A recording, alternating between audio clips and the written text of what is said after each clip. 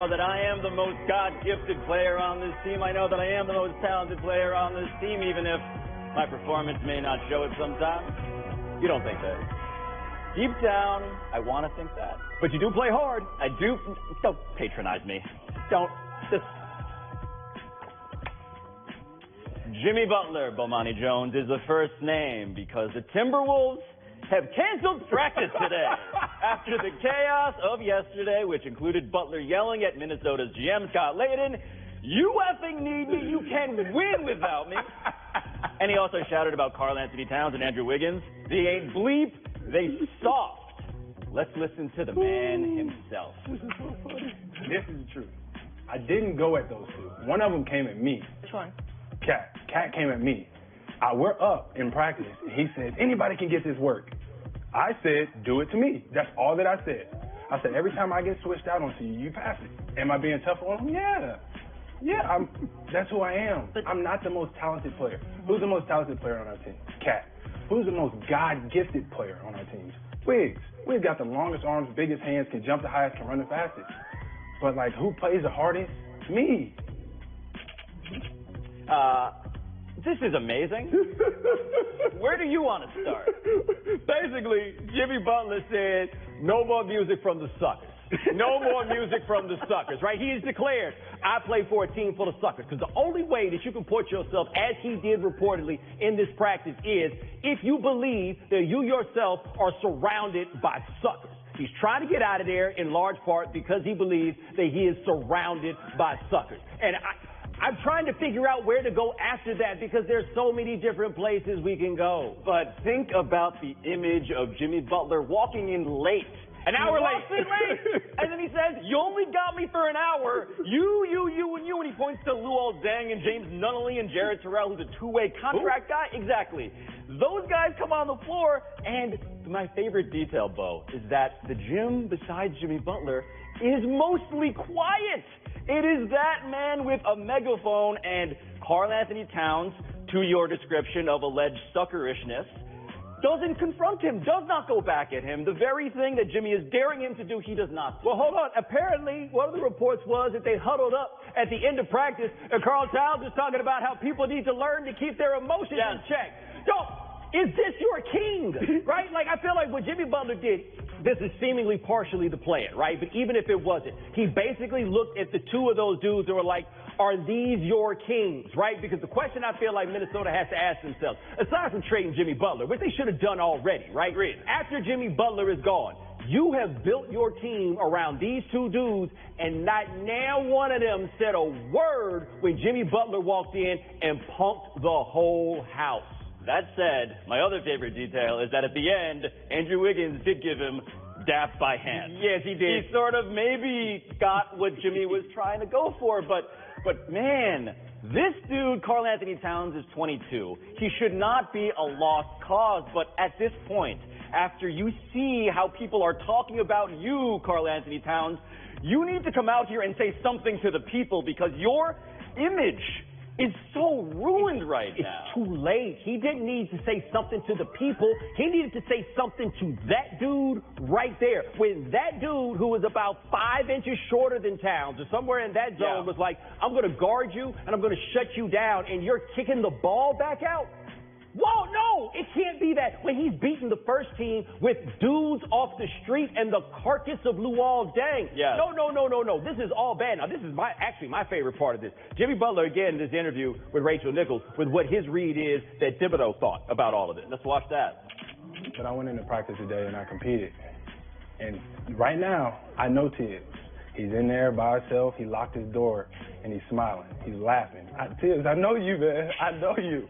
He's like, yeah. Do you think he's happy with what happened today? Yeah. Seems like me. He likes confrontation. He may not tell y'all. He likes it. And see, the thing to me is he's right about that. And I say that he's right about that because Stan Van Gundy did a report on SportsCenter that basically said that a source told him it was the best practice that they had had because, quietly, it seems clear that Thibodeau thinks he's coaching a bunch of suckers too. And he's like, Jimmy, man, don't leave me alone here with these suckers. And I don't mean to call them suckers. I just need them to give me a reason to believe that they're not suckers. People who display the behavior of suckers. And this does remind me now, right? Because there is some gladiator to Jimmy Butler yesterday in practice. But there's also kind of some George Costanza. The guy is driving around the parking lot with the World Series trophy attached, daring them to get rid of him. And now we're hearing, Shams is reporting, that a players-only meeting has been held. That maybe... Who called it? Who called it? Who called it? Yes. Jimmy Butler called a players-only meeting. What? I don't know what to make of this. I know that in that interview he said that, you know, he thinks it's fixable, but he doesn't think it will be fixed. Is he now resigned to the fate of the Minnesota Timberwolves? Well, hold on. He told them, he was telling them in this meeting, that he is in fact willing to compete with them. He will compete with them.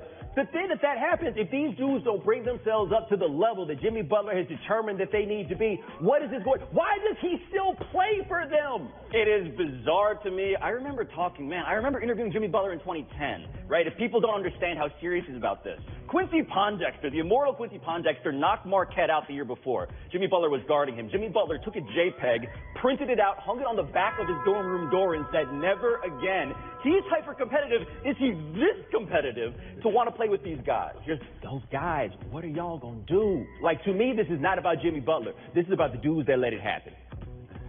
Next name is the Eagles. Struggling 2-3 Super Bowl champs play a desperate 1-4 Giants team tonight.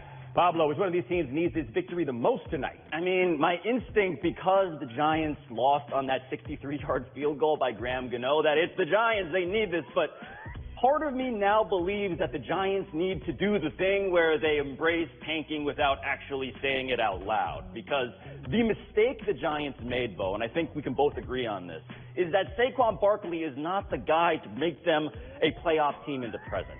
And if that's the case, then that means Eli Manning probably isn't long for this team either. He is playing terribly. So, do you try and get that number 1 overall pick, get the kid from Oregon, get your quarterback, treat this as a lost season because they're still in this terrible division, but should they want to be? That's where I don't know if they should. The problem is this isn't the NBA where you can just magically say Saquon Barkley is out with flu-like symptoms for the next 3 months. Like, you don't have that option in football. That is true. You can't do it in this way, and you can't tell guys who are literally risking their lives in order to do this job that we're trying to lose. Now, I agree with you. The Eagles need this win more than the Giants because what in the world are the Giants actually playing for? Right now, the Eagles are at a place 2-3. I think the percentage likelihood of making the playoffs there is something around 21%. Like, they are officially up against it trying to get there. That being said, they play in a division with a bunch of mediocre teams. But if the Eagles go down 2-4, and that is in part because they lost this game to the Giants, we cannot look at them as a legitimate Super Bowl contender. No, if they go 2-4, at that point, I think we realize that a lot of the things that had to break right for this team just didn't, and it's a lost cause because they have some good things going for them. Their pass rush in terms of pressure on the quarterback, still, I believe, the best in the league per Pro Football Focus. There are many reasons why this team, which scored 24 points 12 times during the regular season, has done it 0 times this season, but should be able to do it against this team. But yeah, if they lose to the Giants, You're off. I'm off. I want to be on, but they're making me off. Last name, Hugh Jackson. The Browns coach was asked about alleged Steelers fan Snoop Dogg visiting Cleveland's practice yesterday, and Hugh didn't seem like he's really here for Browns bandwagon fans. Let's watch. No, Snoop is. I've known him for quite a while. He's been around some other places I've been. I won't say what teams they were, but at the same time, there are going to be a lot of people that want to come be on this wagon when the wagon gets rolling, and we're going to circle the wagon. And I know that because I didn't see any of these people for the last 2 years. I'm still the same guy. Still knew all these people prior to this year. What do you make of Coach Jackson there? All right, I also feel like I don't feel like the fact that you didn't see them before and see them now is an indicator that they're jumping on the bandwagon. I think that says more about the fact that y'all were a bunch of scrubs and losers, and nobody wants to be seen hanging out with a bunch of scrubs and losers. The other thing I ask here is, Snoop, how is he so good at this? Because we don't look at him in the way that we look at Drake. about these things. Correct. We don't view him with the same level of hostility for the fact that he's around all these teams. I myself personally need to know, was he already in Cleveland? Because I'm not going to Cleveland to hang out with the Browns. You know, sometimes I get emails in my inbox. It's like secret personal sale. Dear Pablo, 60% off. And I'm like, wow, that is for me. That is Hugh Jackson here, because here is a list of football teams that Snoop Dogg has come by or worn hats or jerseys for. Buccaneers, Cardinals, Chiefs, Cowboys, Eagles, Jaguars, Packers, Patriots, Raiders, Ravens, Seahawks, and Steelers. I don't know how special Hugh Jackson should feel about this. All I know, Bo, is that I don't know if he's in a position to turn down any fans, let alone the bandwagon. Yeah, let me tell you something right fast. Yeah, the Buccaneers, Cardinals, Chiefs, Cowboys, Eagles, Jaguars, Packers, Patriots, Raiders, Ravens, Seahawks. Yeah, there's certainly a bandwagon element to him wearing those hats. The Steelers, it's about something deeper. It is. That means I want to be clear about that. I just want to let you know that means something a little bit more. He wore a Pittsburgh jersey in the Gin and Juice video, and I'm just here to tell you, there's a deeper kinship and relationship to that particular piece of garb. But no, Snoop will show up and he'll ride for anybody. He'll rep for anyone because he's as beloved as any man in America. Who saw that coming in 1993? You can listen to this show via podcast. Bomani's too. I also have a podcast, but I don't know how to listen to it because I'm old. Dave & Buster's has the 3 things you need to watch football: food, drinks, and big TVs. Try new bar bites for only $5, and beer specials available every Sunday, Monday, and Thursday. We're ready.